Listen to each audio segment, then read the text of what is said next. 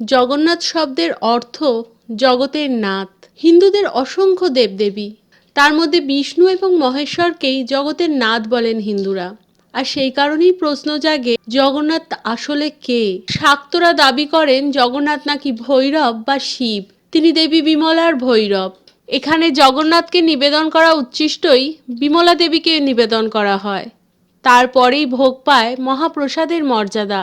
আবার জগন্নাথ দেবের পুরোহিতরা প্রতি বছর ভাদ্র মাসে তাকে বিষ্ণুর বামন অবতারের বেশে পুজো করেন। বার্ষিক রথযাত্রার সময়ও তাকে বামন রূপে পূজা করা হয়, বলা হয় দধি বামন।